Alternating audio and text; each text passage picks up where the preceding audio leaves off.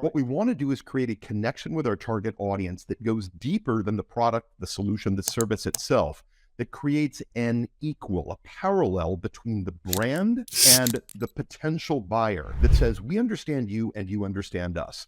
So we're not just going to try to pitch you, sell you something. We're not going to speak to the wallet. We're going to speak to the human being. You've got a lot of metrics, KPIs that are behind your products, and you need to share those numbers because they're vital and your audience wants to hear them. The pathos side is the why.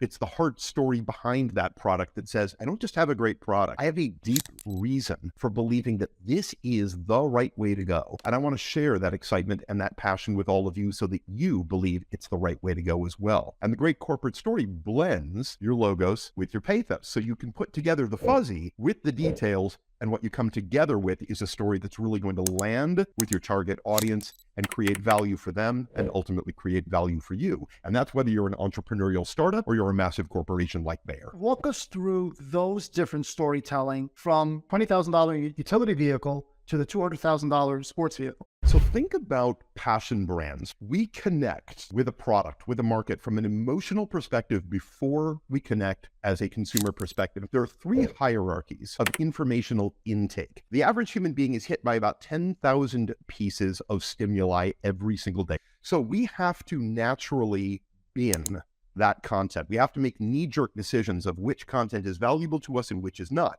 So number one, we process anything that arrives of those 10,000 bits of stimuli. We process on a human level first. What matters to us? What matters to our value system, our moral system? What do we feel is worthy of being a high value bit of stimuli? Then we become the consumer. That's level number two. So if it makes it past the human, we go to the consumer. What do I feel like buying? And why do I feel like buying it? Why do I believe that that is worth my investment of time, money, emotion? If we can then make it past level two, then we go to number three. And number three is that we intake information as employees, as members of our organization, of our company. Most marketing goes the other way. They start at that employee, at that business level, and then they go to the consumer level, and the human is kind of discarded. It's at the end. And if you can flip that around, you win. So now let's put that in terms of car manufacturers. If I get out there and I'm a BMW guy, and all of a sudden somebody from Mercedes or from Audi comes over to me and tries to pitch me on their vehicle, guess what? On a human personal level, sorry, I'm a BMW guy. If you just give me the metrics of your Mercedes, of your Audi,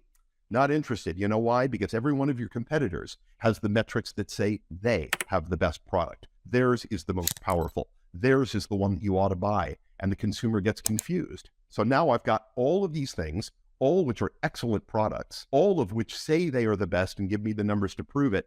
I'm not going to buy based on that criteria. I'm going to buy based on the human criteria, consumer second, marketing third.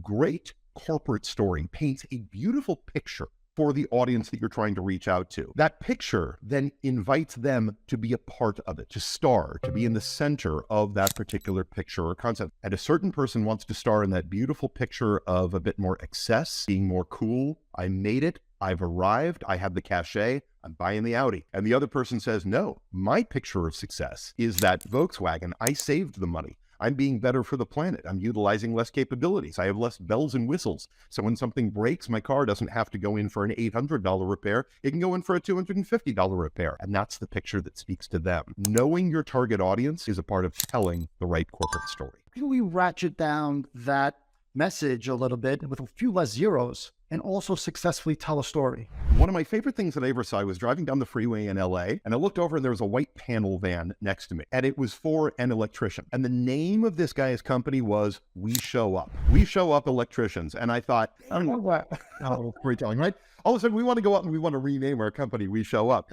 And I thought, boy, if that's not brilliant corporate storytelling, I don't know what is. The smallest organization in the world, tiniest startup, I'm telling you, if you are Joe's Plumber and you are a one-man operation, you can tell your corporate story in as intelligent and effective way that Apple or Bayer or Audi or any of these large corporations do. Apple is not out there pitching you on products. Even if you see a billboard, an Apple billboard up there, they don't talk about the product. You know what you see? You see a photo, and underneath that photo, it says photo taken by this particular Apple customer. They don't highlight themselves. They don't highlight their product. They highlight the person who took the picture. They build community out of their corporate story. They tell a story that says, if you would like to be a part of an ecosystem that is clean, clear, interoperable, simple, to utilize, sleek, cutting edge. The consumer looks at that picture and says, man, I want to star in that picture. How can I be a part of that? I want that for my life. Those are everything that I care about most. And the way to get there, I'm going to go out and buy an Apple product and become part of that ecosystem. Can you give us some granular tips on how to figure that out and become a better storyteller and where to start? I always start with what I call pre-game questions. Tell me about the nature of your industry today within your specific marketplace. Who is your target customer? Who else is going for that target customer? What do you think the differentiators are between you and the who else, whether it's one other, two other, 10 other entities? And what do you think the gap is, right? Where is the gap in the marketplace? Or what do you think your particular customer in your market is missing at this stage? Now let's go back to that white panel van. We show up electrician. If you're out there touting your ability as a plumber or an electrician, but you don't show up for the job that day, or you're late, or you call in with an excuse, or you miss it altogether, guess what? I don't care how good a plumber you are.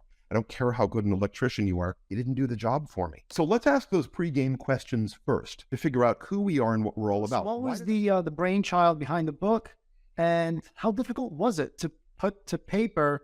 There's a skill set with public speaking and another one to actually writing down a pen on paper. I always say people who are practicing to give a speech, to give a talk, to give a sales meeting, whatever it is, say it out loud. Because the way you speak it and the way it's written on the page are two entirely different stories designed for entirely different purposes. When people first came to me about the book, I'd just been out there in the industry long enough, and they're like, you're a really good speaker. You ought to write a book. And I said, okay, that's a book that like 9 people will be interested in reading. I don't see that being of benefit to anybody in the world. I can't just tell a bunch of my stories because nobody cares about Steve's stories. You know whose stories they care about? Their stories. Again, that's the with them. What's in it for me? So I wanted to build out the book to not only help people discover their story, that everybody could tell a better corporate story very quickly by getting in touch with natural organic elements that they already have within them, but then also give hard examples of how to do it. So that literally page 1 to page 250 in this book gives people concrete examples of how to actually put it into action. I know I'm going to go and get it right away, and I think a lot of people in the audience will as well.